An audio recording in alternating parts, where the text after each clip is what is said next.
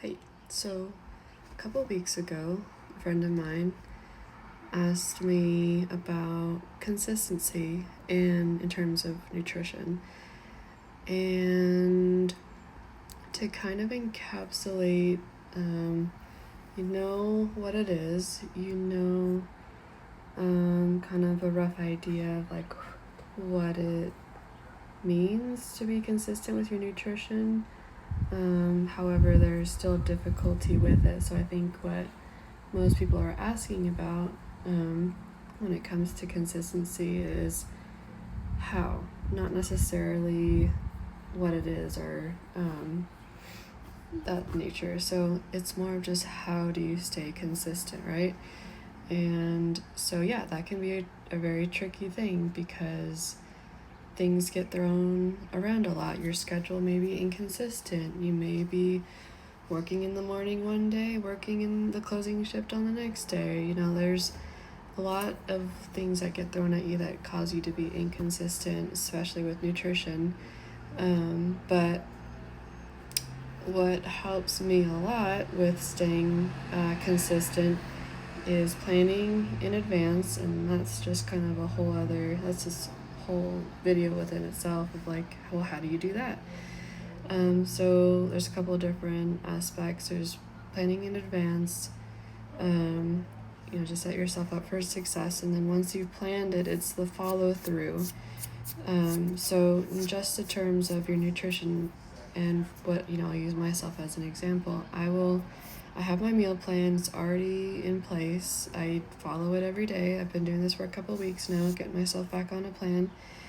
And it's my non-negotiable that I always have it either prepped the night before or the morning of so that I can have it throughout the day. Sometimes if I know I'm going to be home all day working, then I'll make it as I go. But if I know it, right, like, so it depends on what is going on that day, keeps me consistent with getting in my nutrition the way I need it to be. So if I'm going to be out all day, I'll prep the night before or the morning of, take it in a bag, go on with my day. Eat at still the same times, the time intervals that I usually do. If I'm going to be home some part of the day but not the other half, or vice versa, then I plan accordingly. I do it that way. So but I think if I had to imagine like what most people, and most people don't have consistency, and if you're starting from the baseline of no consistency at all and you're trying to create it, well, then that just looks different for everybody, right? Like that seriously looks different, and you have to base that off of very objective factors. So you have to look at your life, you have to look at how you want to live your life and kind of work towards that. You can't really just meet yourself where you are and stay there and try to force it to work. You kind of have to abandon ship, abandon old habits, abandon old thought processes and whatnot. You have to start adopting the new lifestyle. Okay, so another one. My friend also asked about knowing how many calories to eat in a day. That also definitely varies, right? I wonder if people have heard that. That's a very typical answer to go to, is it depends. It's very unique to each person based on your factors.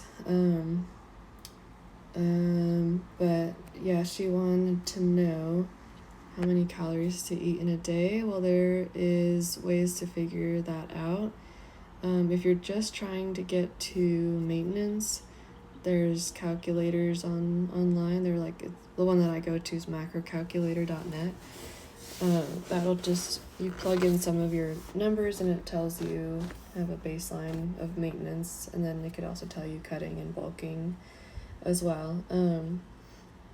But I think that knowing your BMR plays the biggest role in all of that, because you can have those numbers worked out for you, but then there's a little bit of then there's trial and error to figuring out where your true calories are based on your BMR. So And so if you just use that and you don't see very many changes within the first week or two in your body based on the numbers that you went onto macro calculator for, then you have to make some changes and make changes until you see a difference in your body, but you can't be super dramatic about it. So that's why I like BMR the best. Like I know what my BMR is based on a body scan that I took, and over the last, X amount of years, it's not really changed all that much. So I kind of just follow that for my dietary calculations. That's a little bit more accurate. So yeah. And then to follow that, she wanted to know, my friend would like to know, I'm asking for a friend. No, this is a real person. She actually really wanted to know how to then go into a deficit. So working off of like what I was just saying before with the whole BMR thing, you take your BMR and you go into about a calorie deficit of like 400 to 500 about, depending on how much you can tolerate. Trust me, you can you feel it. You're like, oh man, there's the deficit right there. For me, it kind of feels like being hit by a truck. It's great. No, I'm just kidding. But yeah, you just have to work with your BMR number, and then gotta use that consistency. You gotta stick to that deficit every day. 500. I used to think 500 a day, that's a lot. Why not 500 a week? But if you really want to drag this calorie your deficit out for months, yeah, go with like 500 a week. If you would like to drop a pound a week, you'll want to go 500 a day. To make that 3,500 calorie burn per week. So yeah, and then she was also wondering how much protein to eat in a day, and that I usually go with like 0.8 to 1 whole gram of protein per pound of body weight. So for example, if I'm 143 right now, then I'd eat 143 grams of protein or a little bit less. And so that's kind of a good rule of thumb to go by. I like to base my macros and calories based off of protein first, so that's kind of how you can figure out your macros. So yeah, I think she had another question. Let me see. Right, okay, so the next thing she wanted to know was meal ideas. So if, let's say, we've just gone through consistency, how many calories, how much protein, how to be in a deficit, all those things. So let's say this friend really wants to be on a meal plan of about 500 calorie deficit, and you need to figure out a meal plan. I, rule of thumb, always like to stick to whole foods. I think those are the things that upset your stomach the least and that fill you up the most. And so I don't really feel like I if it fits your macros, really does a lot. It doesn't really work out too well for me to just fit anything into my macros. I find that I'm not really all that satiated. My body doesn't respond to a deficit that well. My meals are all over the place. Like, it's just too much thinking. Like, I'd rather just stick to the same meals every day to get my nutrients, get my fuel, get all that kind of stuff in there, and then to also see my weight actually dropping. So in terms of like meal plans, I usually go straight for a protein source, pick that out first. Like for like what I'm kind of doing right now. And the thing is like some people are so like, oh my god, these meals have to be so interesting, they have to be so tasty, they have to be so this and that. And like to some degree, yeah, like obviously the food has to be fresh, it has to be tasty, all these things, but like what do you also value more? Like the amount of time you have to put into it if you have to make it every day, or the amount of like how much it costs. Like for me, I've realized like I need things to have like multiple quantities, multiple servings. So like I need a big bag of oats, I need like a big bag of blueberries, a big thing of protein powder, because these things need to last me at least a month before I go back and get more, right? I don't want to just have like a little container of yogurt and then run out in 2 days and then have to go back to the store and get some more. So I keep that in mind too, what I'm getting. But yeah, I think this is kind of the best way to go about it. If you're trying to make this meet your lifestyle with where you're at too much, rather than you change yourself to fit the lifestyle that you want to be, you're not going to make that many changes because you're still time.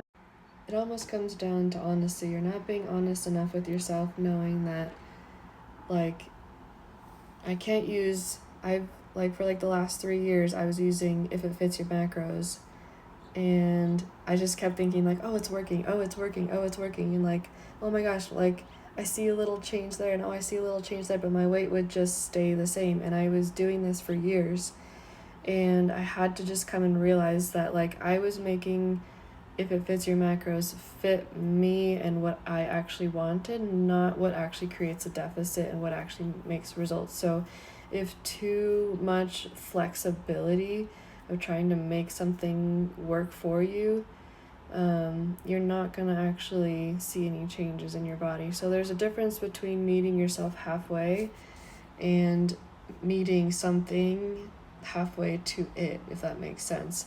So you're stepping away from your old habits, you're embracing new ones, embracing a new thought process, and taking on actions, habits, and things, and a level of consistency that actually makes a deficit work. So that's why people say that a deficit is really hard. Only millionaires, you're more likely to be a millionaire than you are to get abs and be in a deficit and lose weight and whatnot.